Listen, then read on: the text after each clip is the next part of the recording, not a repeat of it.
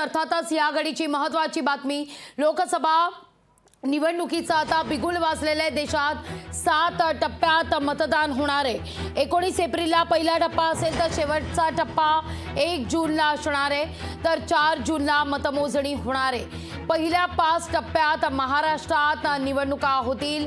5 टप्प्यात निवडणुका होणार आहेत।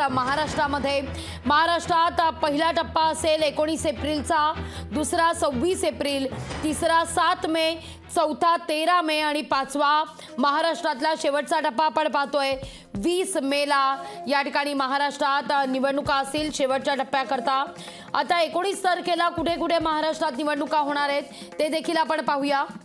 नागपूर, रामटेक, भंडारा, गोंदिया, गडचिरोली, चंद्रपूर या 5 मतदारसंघाकरता 19 एप्रिलला निवडणूक होईल, मतदान होईल। 26 एप्रिल वर्धा, अमरावती, बुलढाणा, अकोला, यवतमाळ, वाशिम, हिंगोली, नांदेड, परभणी 26 एप्रिलला मतदान होणार आहे। 8 मतदारसंघ। 7 मे महाराष्ट्रातला तिसरा टप्पा रायगड, बारामती, उस्मानाबाद, लातूर, सोलापूर, म्हाडा, सांगली, सातारा, रत्नागिरी, सिंधुदुर्ग, कोल्हापूर, हातकणंगले यात एकूण 11 मतदारसंघ आहेत। तर 13 मेला चौथ्या टप्प्याचं मतदान, यामध्ये नंदुरबार, जळगाव, रावेर, जालना, औरंगाबाद, मावळ, पुणे, शिरूर, अहमदनगर, शिर्डी, बीड या ठिकाणी मतदान होईल। तर महाराष्ट्रातला शेवटचा टप्पा आपण पाहतोय मुंबईचे सगळे 6 मतदारसंघ 20 मे, तर ठाणे, कल्याण, भिवंडी, पालघर, नाशिक, दिंडोरी, धुळे या ठिकाणी 20 मेला मतदान होणार आहे। 3 वाजता बरोबर निवडणूक आयोगाची पत्रकार परिषद झाली आणि त्यानंतर राज्यातल्या निवडणुकांचा कार्यक्रम हा जाहीर करण्यात आलेला आहे।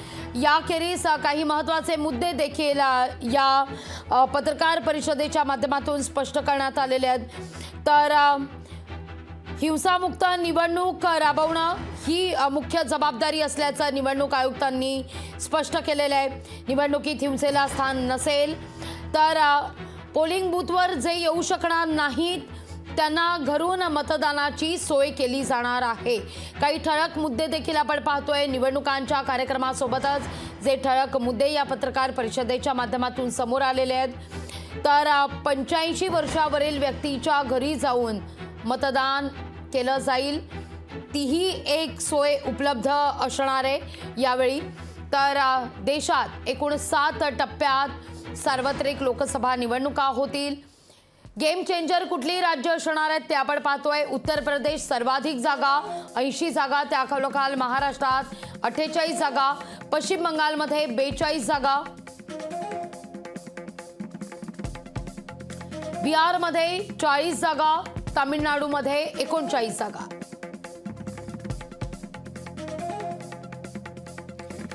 सर्वाधिक जागा असलेली ही गेम चेंजर राज्य आहेत, त्यामुळे अर्थातच इथं होत असलेल्या निवडणुकांकडे आणि निवडणुकांच्या टक्केवारीकडे विशेषत्वानं लक्ष असेल। यामध्ये महाराष्ट्र हे दुसऱ्या स्थानी आपण पाहिलं, गेम चेंजर असलेलं महाराष्ट्र हे दुसरं राज्य आहे। 48 जागा आहेत या ठिकाणी महाराष्ट्रात आणि महाराष्ट्रात पहिल्या 5 टप्प्यात मतदान होणार आहे।